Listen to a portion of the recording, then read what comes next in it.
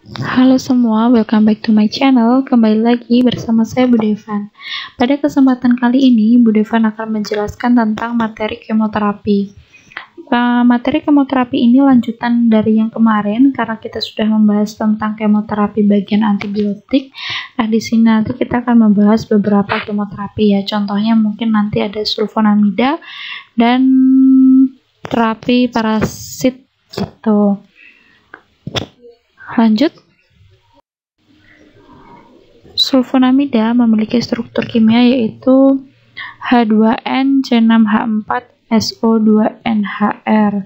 Nah, sulfonamida ini itu adalah antimikroba yang digunakan secara sistemis maupun topikal untuk beberapa penyakit infeksi. Sebelum ditemukan antibiotik, sebenarnya sulfonamida ini adalah kemoterapi yang utama.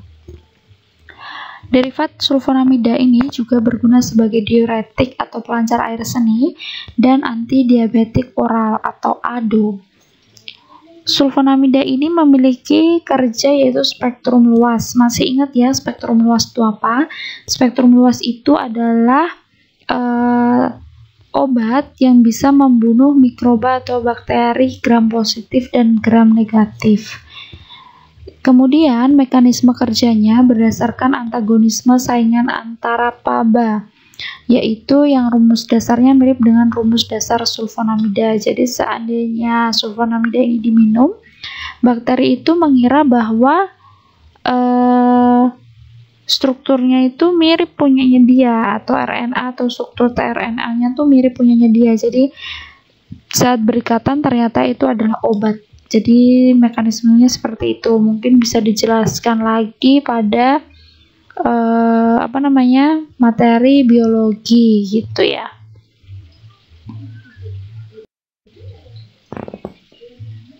Spesialit obat sulfonamida di sini saya kasih tahu, di sini ada 3. Oh ya, sebelumnya kalian sudah bisa ya membedakan antara obat generik dan obat paten, karena di UTS kemarin itu banyak yang belum paham antara obat generik dan obat paten. Nanti bisa dilihat lagi videonya apa itu obat generik dan obat paten. Di sini kenapa ada tulisan obat dagang? Jangan bingung ya, obat dagang itu ya obat paten itu gitu.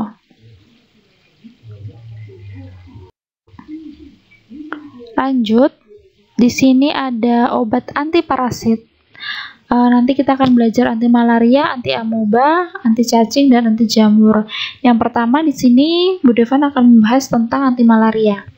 Anti malaria ini adalah obat-obat yang digunakan untuk mencegah penyakit malaria ya, yang disebabkan oleh parasit bersel tunggal atau protozoa yang ditularkan melalui gigitan nyamuk Anopheles betina yang menggigit pada malam hari dengan posisi menjungkit. Ciri-ciri penyakit malaria di sini biasanya terjadi demam berkala disertai menggigil, nyeri kepala dan nyeri otot, hatinya membesar sehingga timbul rasa mual dan muntah, dan anemia atau kekurangan darah. Penggolongan obat malaria di sini ada obat-obat pencegah atau profilaktik. Itu contohnya seandainya obat pencegah tuh autan, sovel, seperti itu ya. Jadi dia hanya mencegah untuk biar kita tidak digigit oleh nyamuk Anopheles ini. Kemudian ada obat-obat penyembuh atau pencegah demam. Contohnya di sini ada kina atau kloroquine. Mungkin sudah dengar ya, kloroquine itu saat ini digunakan untuk mengobati virus corona. Kemudian ada obat-obat pencegah kambuh, contohnya primaquine, dan obat-obat pembunuh dari gametosit. Spesialit obat anti malaria di sini ada contohnya kloroquine, itu ada nivaquine, riboquine gitu. Ingat ya, nama dagang itu adalah nama paten. Yang kedua, di antiparasit itu ada anti amoeba, yaitu obat-obat yang digunakan untuk mengobati penyakit yang disebabkan oleh mikroorganisme bersel tunggal sama protozoa, yaitu Entamoeba histolytica yang dikenal dengan disenteri amoeba. tahu ya penyakit disentri. Penyakit disentri itu diare yang disertai dengan darah. Penyakit yang disebabkan amuba umumnya menyerang usus dengan gejala diare berlendir dan berdarah disertai kejang-kejang pada nyeri perut serta mulas pada waktu buang air besar. Kemudian di sini ada spesialis obat anti amuba. Saya contohkan ada 5 di sini.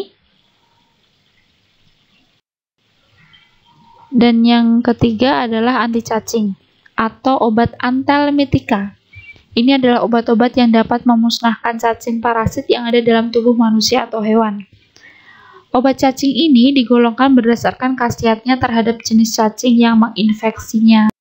Penggolongan obatnya itu ada cacing kremi. Contohnya obatnya yang bisa membunuh cacing kremi ini ada mebendazole dan piperazine. Kemudian cacing gelang ada levamisole. Ada cacing pita yaitu niclosamid dan praziquantel. Ada cacing tabang, obatnya mebendazole. Filaria ada spertosoma, obatnya praziquantel. Kemudian ada cacing benang, obat pilihannya adalah triabendazole. Obat alternatifnya adalah albendazole. Dan di sini ada spesialis antelmitika. Ini adalah obatnya. Biasanya anak-anak kecil yang disuruh minum 6 bulan sekali untuk minum obat itu biasanya isinya mebendazole. Nama dagang atau nama patennya itu ada Vermox. Mungkin ada juga piperazine isinya. Nama dagang atau nama patennya itu ada Upixon. Kalau seandainya kalian dapat atau adik kalian itu dapat obat patennya ada Dacombantrin, itu biasanya isinya Perantel Pamuat.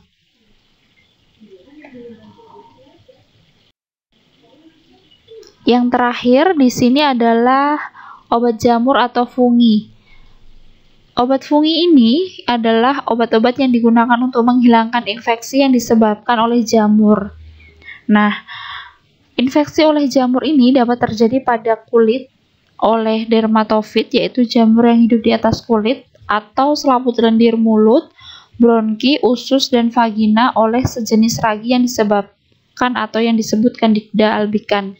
Jadi contohnya kalau selaput lendir mulut itu contohnya seandainya anak kecil terus lidahnya tuh putih-putih. Biasanya itu karena Candida albicans, atau mungkin menyerang vagina, biasanya untuk wanita yaitu keputihan, seperti itu ya. Kemudian penggolongan obatnya di sini bisa digunakan antibiotik, contohnya obat griselfulvin, amfoterin, dan nystatin.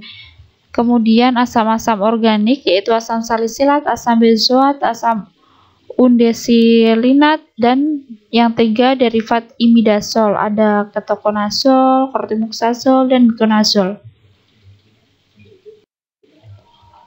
Di sini adalah spesialis obat fungi, contohnya ada di sini. Nah, biasanya untuk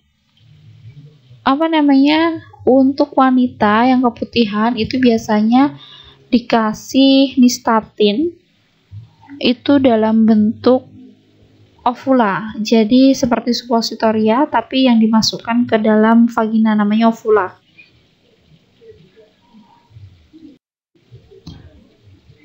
Oke, itu tadi adalah penjelasan dari kemoterapi yang bagian sulfonamida dan obat parasit.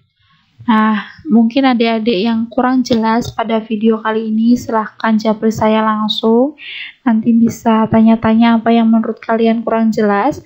Kalau seandainya sudah jelas, silahkan silahkan rangkum materi ini. Kemudian jangan lupa ditulis spesialis obatnya, dibaca-baca. Nanti pasti pertemuan berikutnya pasti Bu Devan akan minta kalian untuk menghafalkan. Terima kasih. Sekian. See you next video.